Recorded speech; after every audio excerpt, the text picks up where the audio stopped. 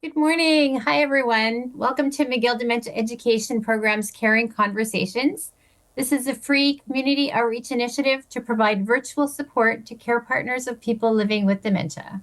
The McGill Dementia Education Program offers a comprehensive range of free resources to educate and support people living with dementia, family and informal caregivers, healthcare professionals, medical students, and the public at large. An important resource is Dementia, Your Companion Guide, which is available online for free in 14 languages, and printed copies of some of the versions can be obtained on Amazon. We also recently launched a new online education course available in English and French. It consists of 10 self-guided modules that you can go through at your own pace. It includes expert advice, shared experiences from participants, and solutions to the challenges of being a care partner in the context of dementia. Caring Conversation is an initiative of the McGill Dementia Education Program and is supported by private donations. And now let's meet our moderators. Lucy Barylak received her Master of Social Work from the McGill University School of Social Work. She's developed evidence-based training for seniors and caregivers, and she has lectured in the field of social gerontology and presented at major conferences. Her research studies have been published in numerous journals. Ms. Barylak received the Queen's Jubilee Award for her role in developing a national coalition to support caregivers across Canada. Joanne Besner is an educator, professional coach, and caregiver. She received her Bachelor of Social Work and Master of Business Administration from McGill University. Her 35-year career in public community healthcare in Quebec spans many roles, including frontline case manager, clinical supervisor, manager, researcher, and trainer. So today's topic is home care or care home. Joanne and Lucy will talk about recognizing when it might be time to make this type of decision and some of the feelings that come up when making it. We ask that you please keep your microphones and cameras turned off. We will unmute people as needed once we open the discussion. We are recording today's webinar, and it will be posted on the Caring Conversations webpage of our website. Joanne and Lucy, welcome, and please begin. Thank you, Diane. Hello and welcome, everyone. The large audience today in response to this webinar is an indication of how compelling the topic is: home care or care home. And there are advantages and drawbacks to every care choice we make. So we're here today, Lucy and I and you, to look at the facts together, as well as the emotions that come with. So let's look at what we have planned for you today. Once again, we have to thank you for the so many questions that you've sent in and your interest. So we have done our best to incorporate the majority of your questions in our presentation. Our apologies in advance if we didn't or we're not able to bring yours in. However, as always, following our presentation, and I think it's going to be about 45 minutes, we're going to have a question period following. So please feel free, put your questions in the chat, or come and ask them yourselves. And Lucy and I can stay a few minutes after as well, just to make sure we get to everybody. Whoops. So what are we going to talk about? We're going to start with planning for the future, the importance of education. We are going to present relocation choices, both in the private sector and in the public sector. We're going to talk about all the emotions that come along with this, and end with questions that you can ask yourself to know if it is the right time for you. And Lucy is very generously going to share her experience with her mother to guide you through this as well. So, planning for the future and the unknown. We really encourage have these discussions in advance about residential care with the person living with dementia and all your care partners. For those of you who are used to the term caregiver and who are new with us today, care partner is changeable with caregiver.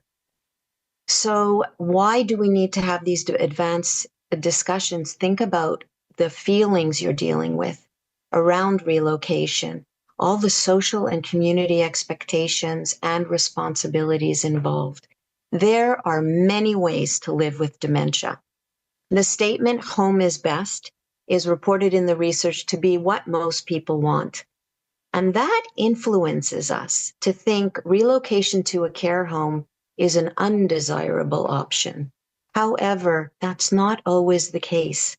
And sometimes remaining at home may not be the best option, depending on your circumstances, particularly when there are risks like difficult behaviors, heavy physical care and needs, and wandering.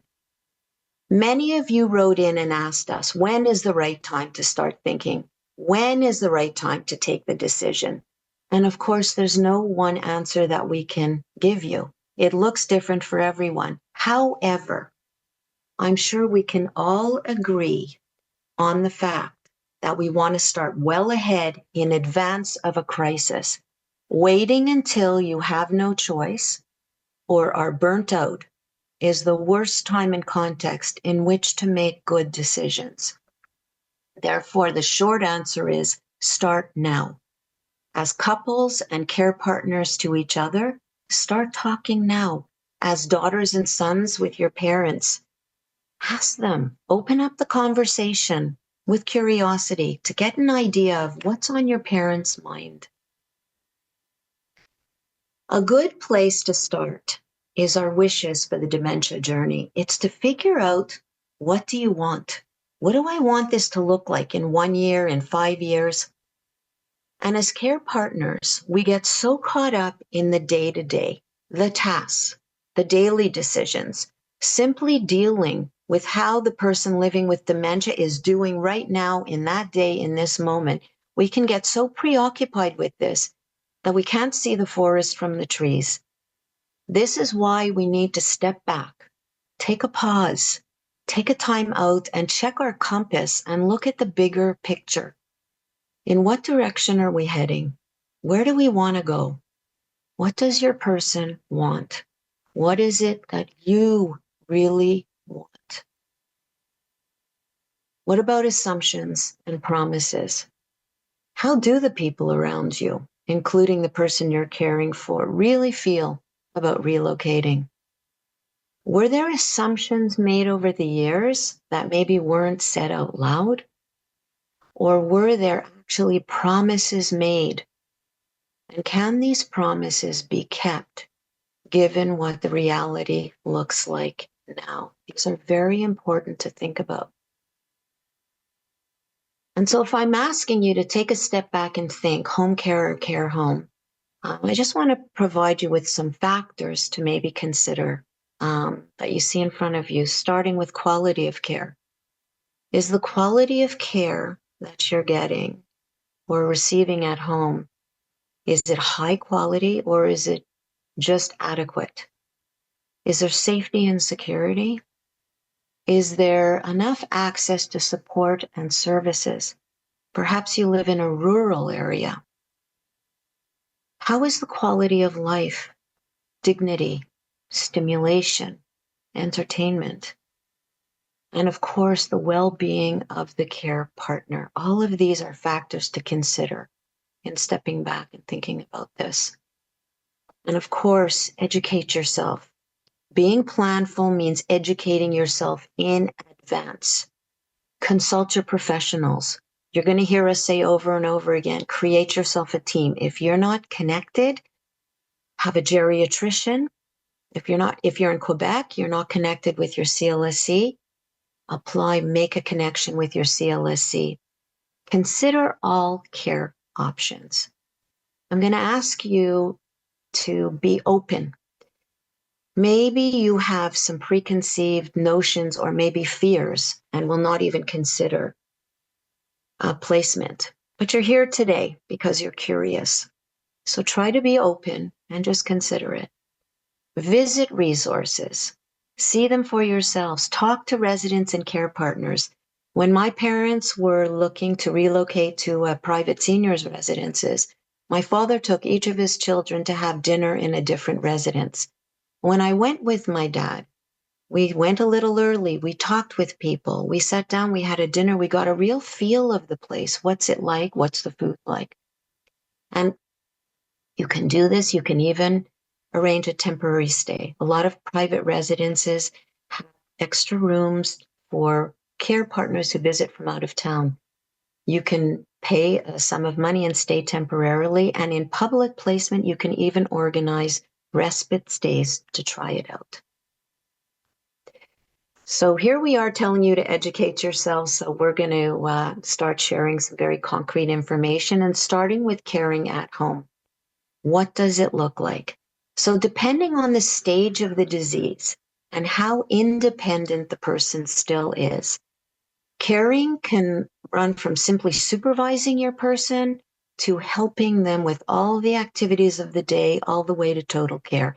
So let's go through this list and take a look at some of the tasks that you may already be doing or some possible tasks that you may have to consider in the future.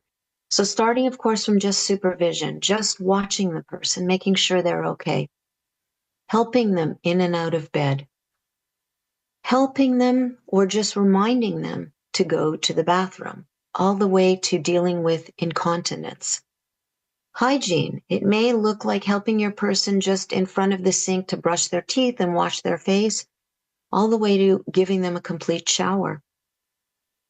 Eating, are you cutting their food, reminding them to eat, or actually feeding them? Dressing, undressing, laying out their clothing, reminding them to take or giving them their medications, walking with them, meal preparation, cooking, housekeeping, laundry. What about socializing, getting out, going places, going to day centers? And of course, coordinating and organizing all of this.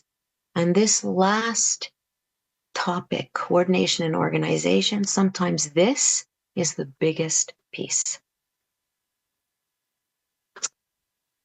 To have the best chance of success caring at home, we recommend creating that team around you. You don't have to do all of it alone. There are home care services that can be available to support you. And of course, they're variable according to your province, according to your neighborhood, according to availability, wait lists. So let's look at those, some of them that, you can access. Professional services, such as a nurse, social worker, occupational therapist that deals with safety issues, physical or physiotherapist that deals with mobility issues, a dietitian, sometimes a geriatrician. They can come to the home if you are not able to go to them. Personal care, such as home care workers who can come into the home, help with hygiene, help with feeding, help with transfers, among other tasks. Safety equipment, access to home safety equipment. This is an important one because sometimes you don't actually need a person. Safety equipment can look like something like bars in the bathroom and a shower bench, to raised toilet seats, to walkers, to hospital beds. And of course, respite care resources in the home and outside. So respite care can look like somebody coming in for a few hours or reserving a place outside in private or public care for a temporary respite stay, so you as a care partner can get away for a little bit. So yes, all these things can be available to different degrees, but besides that, think about how you feel about having care resources in your home. Is that okay with you? Equipment and adaptations, sometimes renovations. Can you accept this with ease, or does it bring up feelings of resentment? Accepting help at home means being vulnerable to the schedules of others. As much as we need them and appreciate them so much, we need, sometimes they don't show up. Sometimes it's changing personnel and we lose our privacy. Care partners do not necessarily get days off, especially if you're living with the person. So it's so important to tap into professionals for medical support, for concrete help, and to social workers and therapists for psychosocial support. And then I encourage you, reach out into your community for partners and care providers, for geriatric outpatient clinics and assessment teams. I talk a lot about CLSCs in Quebec. In Ontario, they're called CCACs, and there are other public community organizations. Your pharmacist has played a huge and important role, can be a tremendous support. Hospital and rehab centers, private care services. There are agencies. You can network, ask your friends, people you know, just by word of mouth, if there are private caregivers to hire, day centers and day programs, adapted transport, Meals on Wheels, Alzheimer's societies. So societies like Alzheimer Group, Parkinson's Society, they are a wealth of information and resources. And of course, caregiver resources, support groups, educational resources, just like Diane had mentioned at the beginning of our webinar today. And of course, finally, emergency services, 811 and 911. And this is important because if it is your wish to remain at home for the duration of your dementia journey, you can, if you have the financial means, the adequate space, the equipment, the professional support, good medical care, and the strength and the wherewithal, especially as a care partner. Yes, it can be possible to stay at home with a lot of help till the end. This can be gratifying, comfortable, and optimal for both you and your person. However, it can be exhausting. It can be overwhelming. No one should feel obligated or be forced. This is for you to decide and for how long you can keep this going. So, what do other options look like? Do you ever find yourself wondering about how this caring can be done differently? Do I need something to change besides adding more help at home? Exploring does not necessarily mean you're going to make a change, but it can be helpful to know what is out there, what it looks like if ever the time comes. So, because we all have different desires, beliefs, values, today, thankfully, there's very many different ways to age and live with dementia. And as our society is adapting to aging, alternative living options are springing up. I'm sure you notice them everywhere. And we see more and more seniors' residences and private facilities being built. And some individuals are choosing to move earlier. Couples are choosing to move into residences together to reap the benefits of what's offered while they are able to enjoy it, and then age in a setting where they can access help more easily. Something to think about. So let's get into choices. And here I'm going to describe a bit the differences between the private and the public sectors.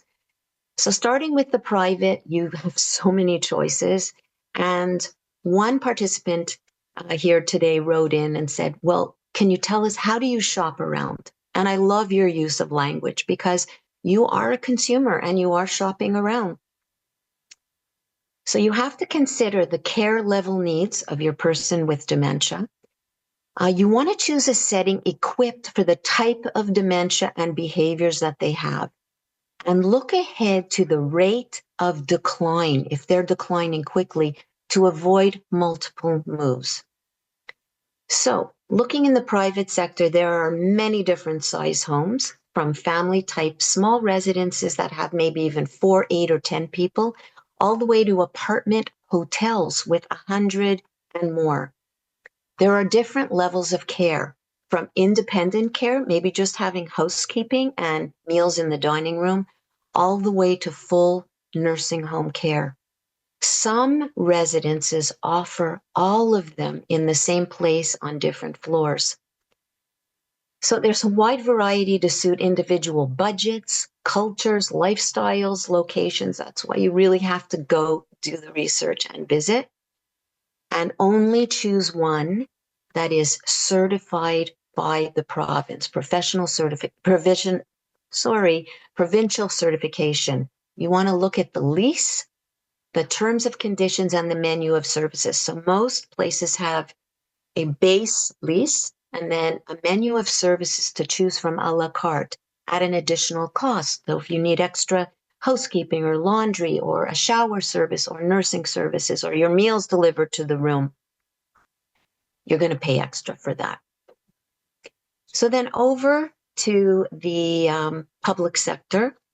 Again, there are choices. However, there's a difference. There are family type residences as well, small little group homes, to intermediate that have about 20 to 40 people, all the way to larger facilities. But this ranges by level of care. So smaller residences and intermediate residences for those who are more independent and mobile. And long-term care, many of you know the term CHSLDs from Quebec.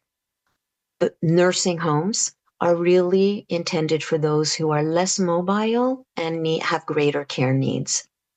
Again, in the public sector, they are divided some by culture, obviously by location and by type of environment. So when I say culture, there are, and I can speak just for Montreal, there is the Chinese hospital, there is something Jewish elder care, and others. And that doesn't mean they only have Chinese people or Jewish people, but they have it's a predominant population.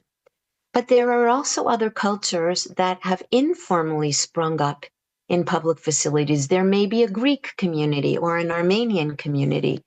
So it's a good idea to ask around in your community about those places because they seem to spring up as well.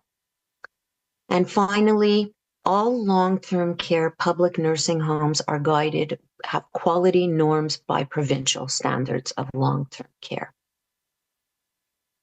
I'm going to go into the process. And I want to say before we start that before we start the process, once you really have made up your mind, just keep in mind the person who must be included in the process. You must have consent. We do not ever force someone to relocate. And this is an entire discussion on its own.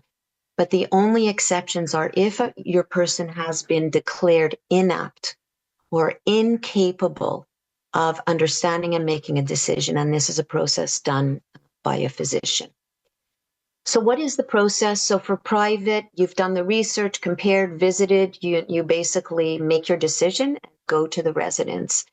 You should always consult your social worker and case manager before the process, if you're in a team, just to make sure that this is an appropriate choice.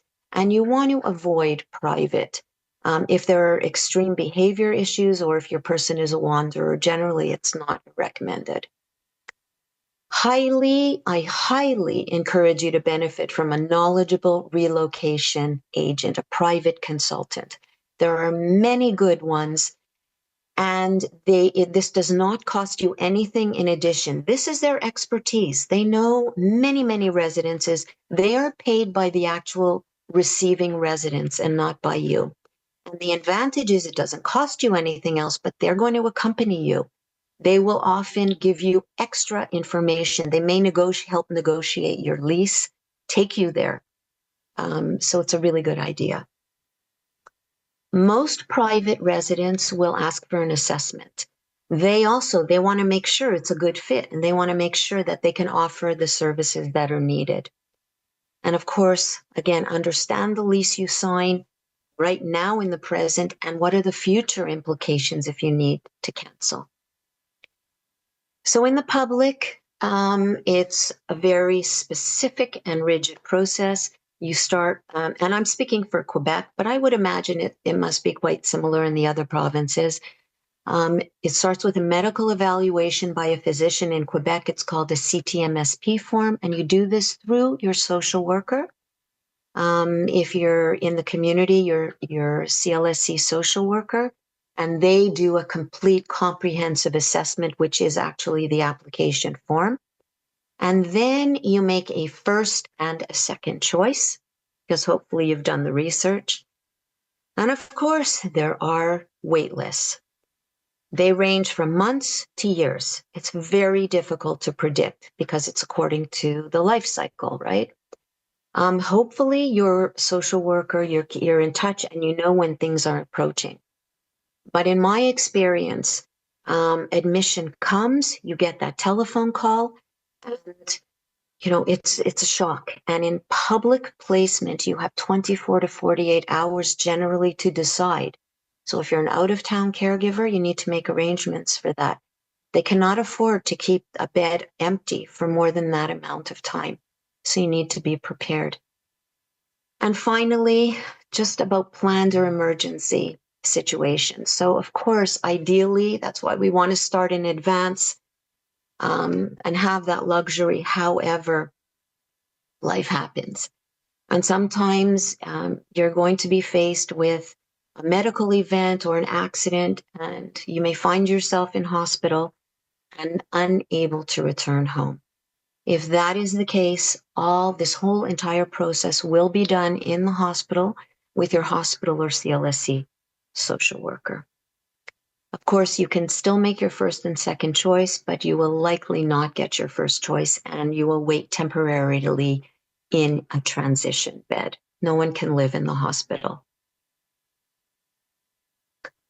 So when is it time and who makes the decision?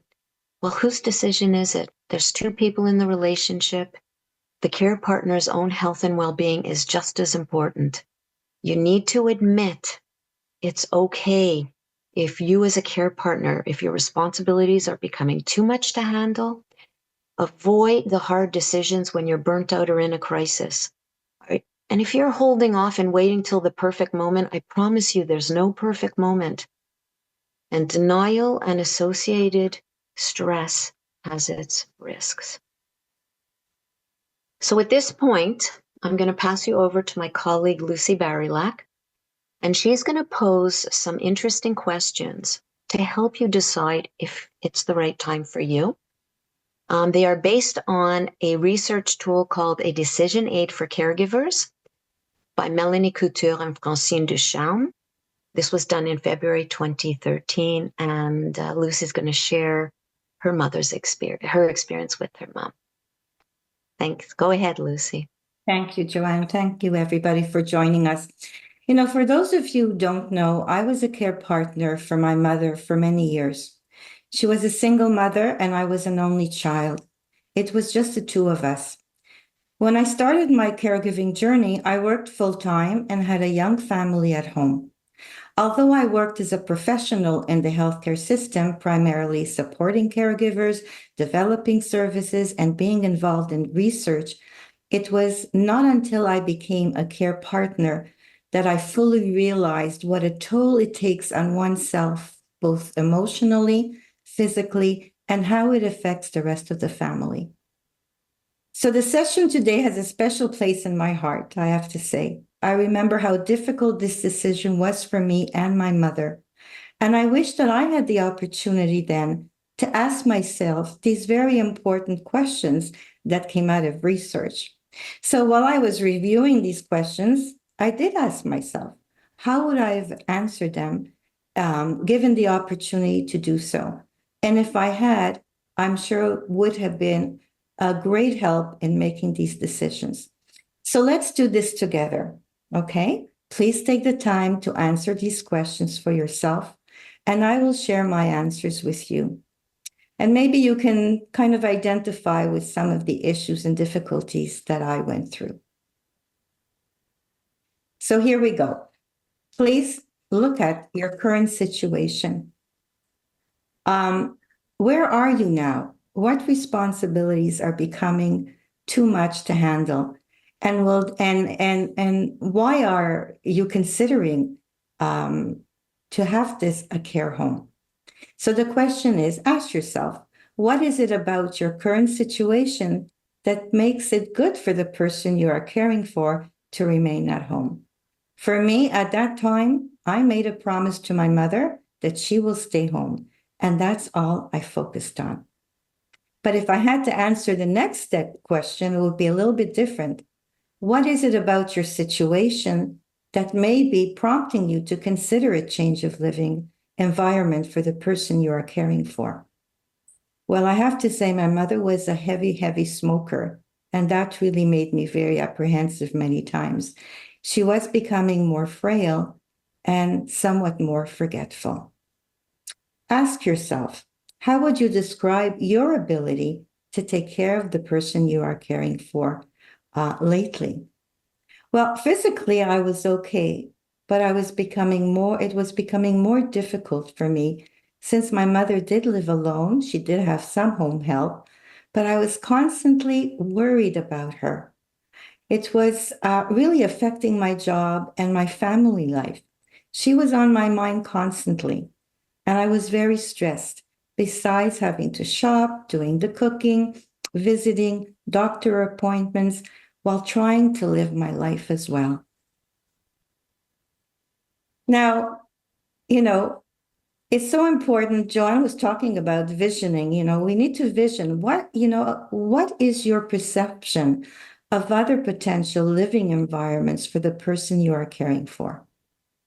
So I have to share with you, I was working in the public sector. I knew about long-term care, private and public, but I had worries.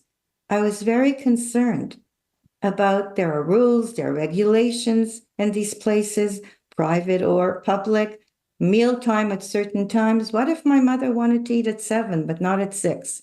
What about bathing? How often would my mother be assisted in bathing? How would she adjust? Could she smoke there? Because that was a big issue. How will she be treated? But I also knew that in those, she was basically alone and more isolated. But I also knew that in some of these places, there were activities, a place for people to socialize. And on a more personal basis, some of my clients who did place the person they were caring for did extremely well. And so did the caregiver. So these are the kind of questions we have to ask ourselves. Now, how would you imagine your role as a caregiver if the person you are caring for moved to another living environment? And the questions that I asked myself, honestly, is how often should I visit? What if I didn't like the services? How will I handle it? How will I advocate for my mother? Would she be angry with me? Would our relationship change? Would she culturally be comfortable in that environment? So another question that I was, asking myself as well, when you consider the idea of change of living environment for the person you're caring for, how do you feel? Well, I have to tell you, I was overwhelmed, I was scared, I was angry, and I was totally unprepared. All right, so let's look at that emotions. All right, this is important, so important. The emotional process is as important as the application process. You need to start to acknowledge your feelings right now. Joanne and I always say how important it is to acknowledge your emotions. It really truly is the first step to moving forward and making any decisions. So these are some of the emotions that you might be feeling thinking about this. Fear. I was really petrified. Sadness. I was very sad. I felt guilty. I made a big promise to my mother. Anticipation. I was overwhelmed. Distrust. No one can take care of my mother the way I do. These are strange people who are going to take care of her. Shock. I was in shock. My shock really dealt more with the fact that my mother was no longer the person that I knew because of all the things she was going through. Anger, I have to tell you, I was angry at the world, at myself, at the disease. I kept asking, why her? Why me? This is so unfair. Relief, I have to admit, yes, somewhat. I thought maybe I can be less stressed. I'll have more time for myself, for my family. She'll be in a safe place. Was I overwhelmed? For sure. I was experiencing a new chapter in my life, and it was really the unknown. I do want to tell you that I'm a very private person, even though I'm sharing all this with you, because I believe that caregivers should share in a way that, you feel you're not alone, and all the feelings that you have, that doesn't make you a bad person or a good person. It's just what caregivers, care partners go through. But even though I was private, I made sure to not isolate myself and to really allow family members and trusted friends to know what I'm going through. And for those of you, who feel that you really need even more help in that, it's really important to get the help that you need by counseling. As we move along, when we look at, consider this, when you consider the idea of a change of living environment for your person, how do you feel? That's another question in that research. I really feel it's important to write all your feelings down, just the way we did. At that time, I was beside myself. For a long time, I didn't want to even consider it because I made this promise to my mom and I felt it was so important for me to keep it. What I want you to do now is, on a scale of 0 to 10, how ready are you to move your person to a new living environment? 0 meaning you are not at all ready, and 10 meaning you are totally ready. What would you say? This is a very hard and honest question that you need to answer for yourself, no matter where you land. So if I go back and I ask myself that question, at that time, I have to tell you, even though I had my concerns about her, it would have been a 0. I was not ready yet. So the next question is, how do the people around you, including your care receiver, the person you're caring for, family and friends and healthcare professionals, react to the possibility of moving? So what I want to tell you is, when making the decision to put someone in a care home, it's important to include all parties. Ideally, it should be the decision of the person going into the home care, as Joanne was talking about. Even if the person in question does not have the mental capacity to be involved in the decision-making process about the move, you should still involve them and make them feel valued and considered. And when possible, offer them choices to give them a feeling of control. So I have to tell you, I did speak with my mother about it. We did talk about it, and I could really go into a long discussion, but I gave her options. I took her to different settings. And for me, it really didn't matter what other people thought or other family members thought at that point. My concern was my mother, her safety, and basically her happiness. If we move along, now transition to home care. Okay, so ask yourself, how do you prepare yourself emotionally? Again, for me, I had to acknowledge my feelings. And the fact that you're attending this session, that's part of all of this. You're preparing yourself. And I believe that by going through all these questions that I was asking myself, and you can ask yourself as well, kind of to review, and to come to source a decision that what is the best for both of you? And if you ask, what does transition day look like? How will you feel? I have to tell you that I knew it's coming. I was totally in shock. I knew it, but I was really in shock, and it was there. So really what I did was I took a big breath and reviewed all the reasons why the decision that I made was the right one for my mother, because at the time she really needed 24 hours of care, and I was not able to do that. But in the back of my mind, I still told myself, I have a choice. If it doesn't work out, I'll just take her back home.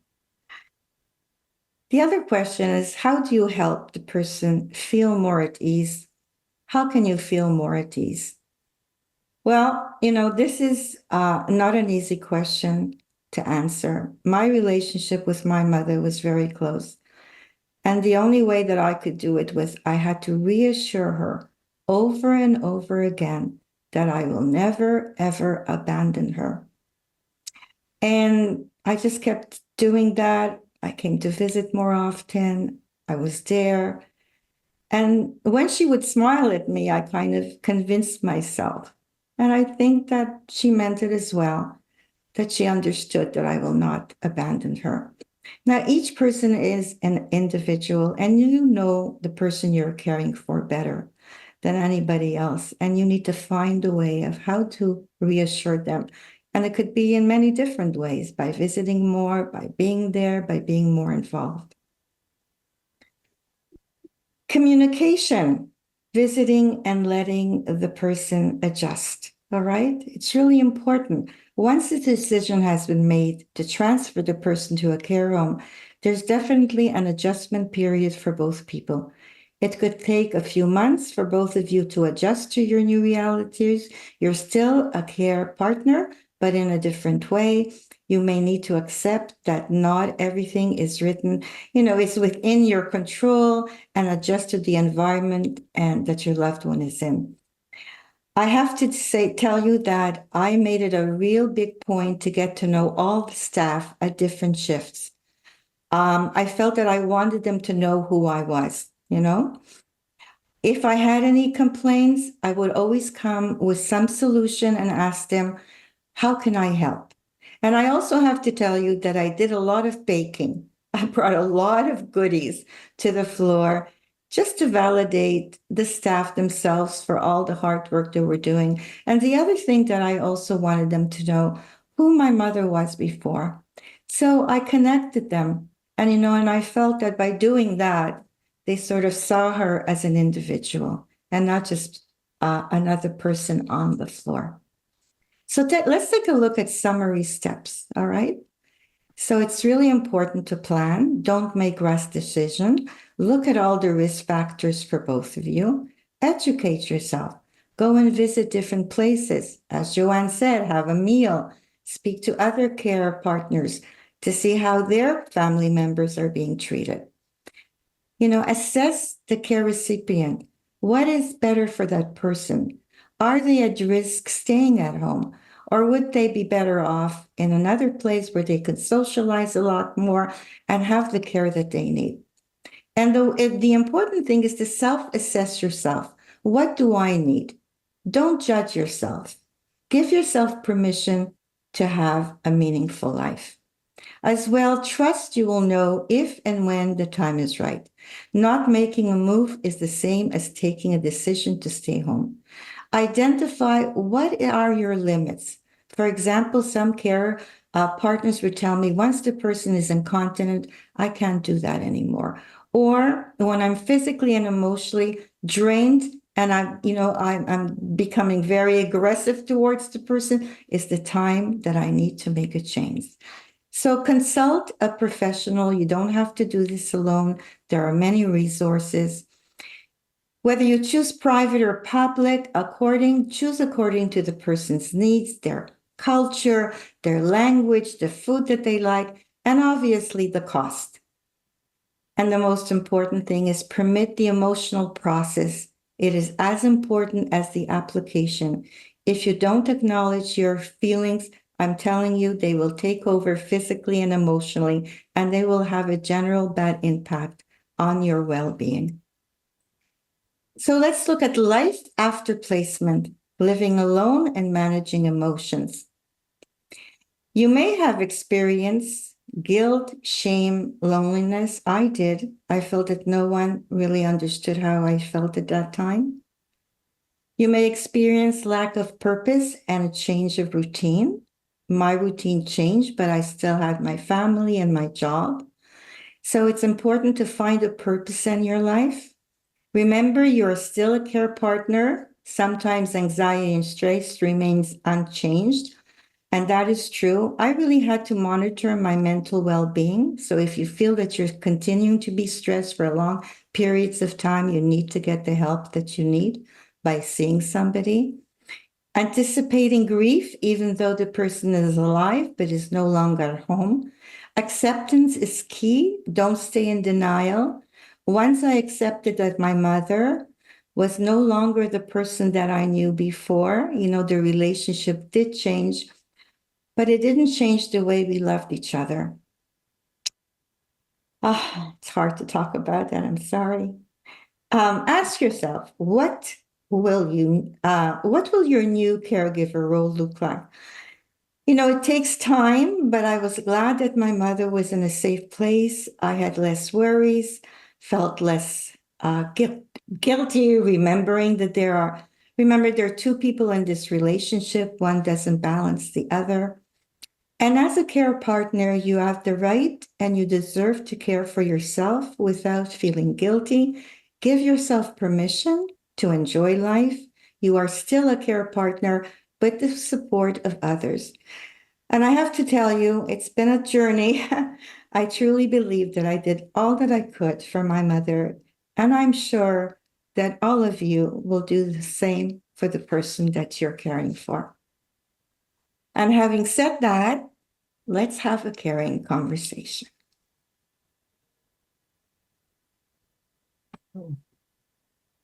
So I would ask anyone to just post their questions in the chat or raise your hand, please.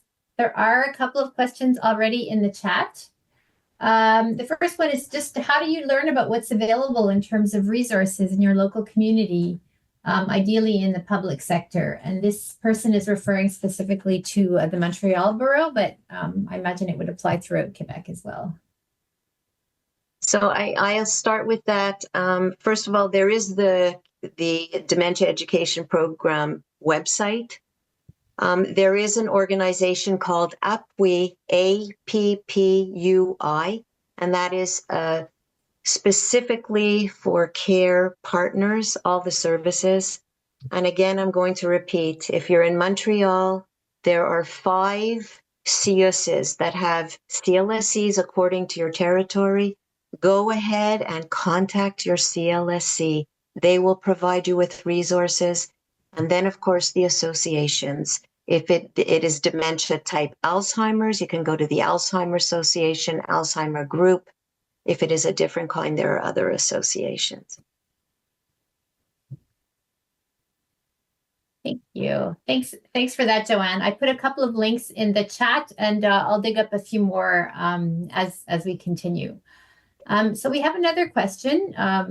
My sisters and I are all sharing in the daily care of our mom who has Alzheimer's. She's still living by herself in her own apartment. No one has officially been designated for making decisions on her behalf. Unfortunately, we all have different feelings about home versus residence care. How can we move forward? Well, Lucy, you want me to start on this one? Only because of what was said in the beginning, that there's nobody designated. Yeah. Okay, I want to say 2 things, but the first thing is actually one of our webinars that we are going to be speaking about in the future is about conflicts between carers, and I believe we're doing that in the new year, so you'll want to stay tuned for that. And there may be a recording already on our Caring Conversations website. It's interesting because Lucy was an only child. I am one of 3, and this is so normal not to always be on the same page. I have to start by saying to everybody here today, listen to what this participant is saying. It is so important, again, if we go back to planning in advance, to have the discussion with your family member and designate, even if it's all of you or one of you, but designate legally a responsible decision maker. We call that a mandate, a living will, all these things. And again, you can find some links on the websites to that. You're in a challenging position when you don't agree. It's all about communication and listening. It's a huge answer, and I'll pass it to Lucy for a few comments. But I really encourage you to come join us when we're going to spend the whole hour on that topic. Lucy, why don't you? I think the fact that you brought up that question means that it's time to do something about it. What I would suggest is to really organize a family discussion, maybe in person. I think it's also important to write down all the concerns that you have about your mother living alone, and concrete things, any tasks that are shared, reasons of concerns, and really, really put it down. And when you're having these discussions, start off that we're here together for the benefit of our mother. What's the best for her? And really go through the list and see what is being met, what is not. So it's a process. Nobody's being put on the spot. Nobody should be. It's just about your mother. And it might take more than one discussion because you're starting to communicate. And that's a process that takes sometimes more than one time to get together. But at least you hopefully will look at what are the needs? Are they being met? Is she at risk? So that's how I would start. Okay, thank you. I see that Maya has her hand up. Maya, would you like to raise your question, please? Sure. It's more of a comment just to maybe contribute to the discussion and that question that just was raised, because we're a little bit farther down the road. You can hear me okay, right? Yes. Perfect. Okay, thanks. Because my dad is now in hospital awaiting transfer to long-term care. But what I wanted to say is early in the discussion, you mentioned that, you have to make decisions based on, their care needs. What happened in my dad's situation is that his abilities declined very rapidly in a short space of time, and this was after years of slow decline. So I guess my general comment is that if we could have done something differently, I think now we would have moved my parents to a place that has different levels of care. Because when we realized that my dad was unsafe at home, with my mom, we moved them into assisted living, which was its own journey. But my dad's needs within 6 months surpassed what they were able to offer in the assisted living. And so that's why he ended up in hospital, and that's why he's now awaiting transfer to a long-term care, which will be in a different location from where our mom is, which is less than ideal, obviously. But we needed to move them quickly, so we didn't have a ton of options. We're not beating ourselves up about this or anything. It's just to let people know who are in that phase of thinking ahead, to know that it's an unpredictable disease. So even if the decline has been slow for a while, things can change, and their mobility especially, and that's when they can't be in assisted living anymore, because a lot of assisted living requires that the person be able to get around on themselves by themselves. Even with a walker is fine, but once they can't get out of bed on their own or do things for themselves, they can't accommodate that. So, and we also, I have 2 siblings, so we had to make these decisions together. We were pretty united, but my mom was not. And both of my parents were adamant that they wanted to stay in their homes until they die. But it wasn't realistic. And when we tried to have that conversation, it was always just, no, we're not there yet, until it was too late, So I guess it's just sort of a caveat to say that's the kind of conversation that you may end up having when your parents are absolutely, and it is the terror of, long-term care and the scary stories we hear in the news and all of it.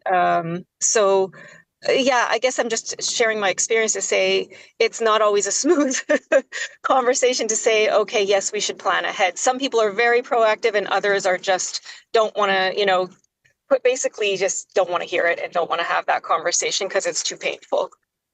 Thank you for that. Yeah. And I do want to add, first of all, thank you so much for your share, as Lucy just said. And I do want to take this opportunity to thank you, Lucy, for your share, because as many times as I've heard your story, it's so moving and compelling.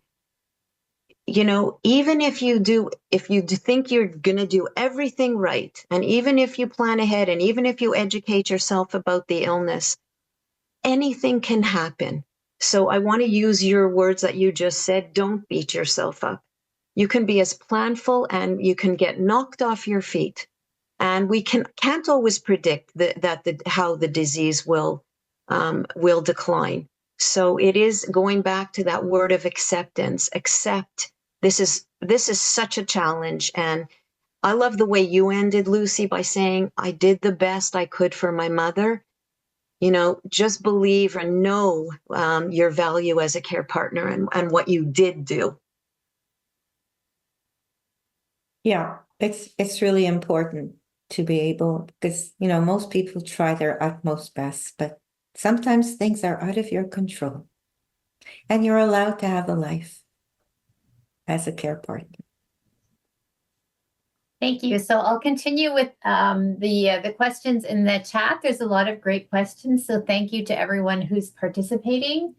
So we have one question about someone who's concerned because they've heard stories about some of the patients being over-medicated in those long-term care homes so that the staff doesn't have to deal with problems. So I was just wondering if you had any thoughts on that.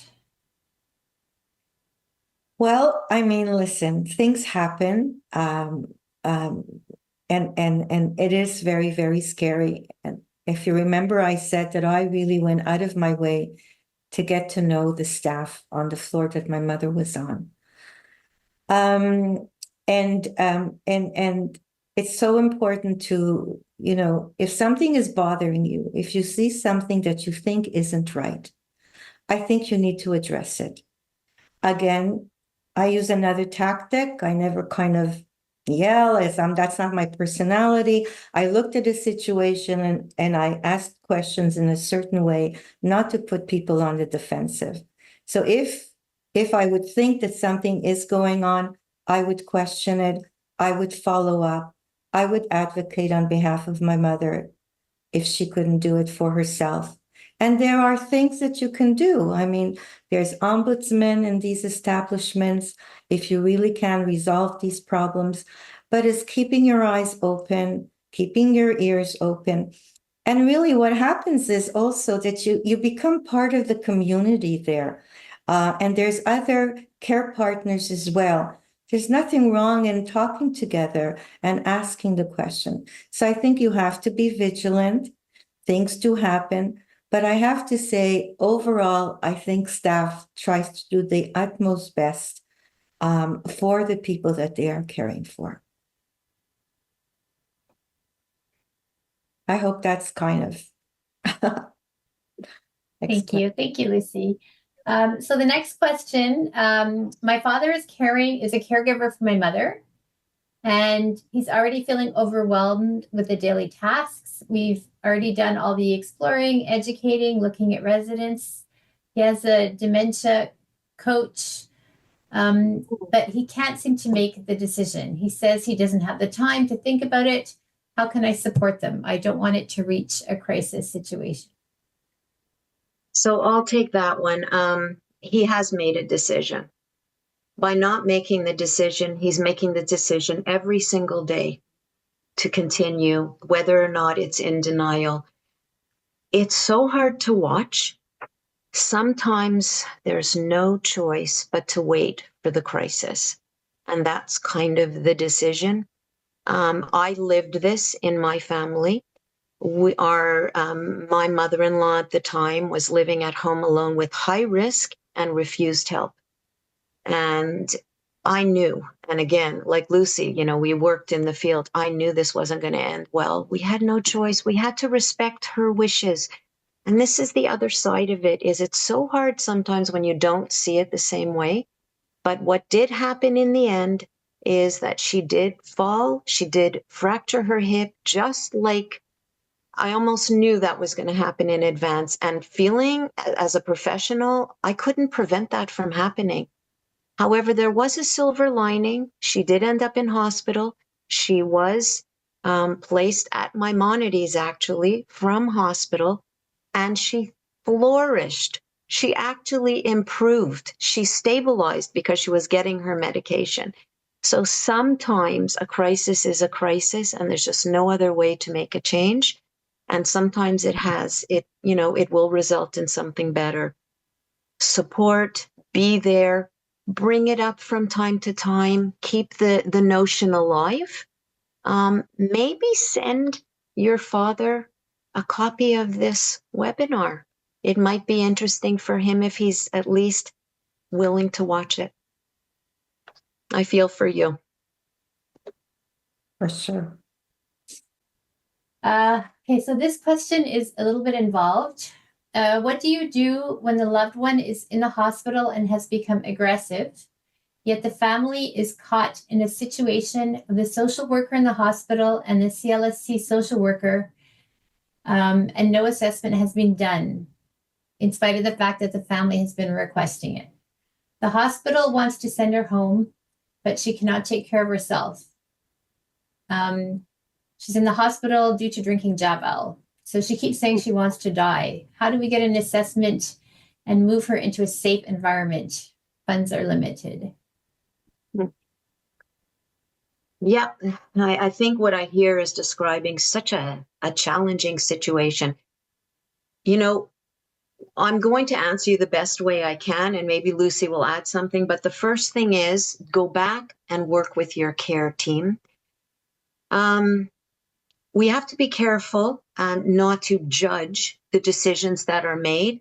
However, your person's safety and your safety and well-being is imperative. In this case, speak up. Very unemotionally ask for a meeting. First of all, it may be that there are low staffing, there's no time for an assessment, but what I hear you saying involves major risk factors. Drinking Javel is a risk of death.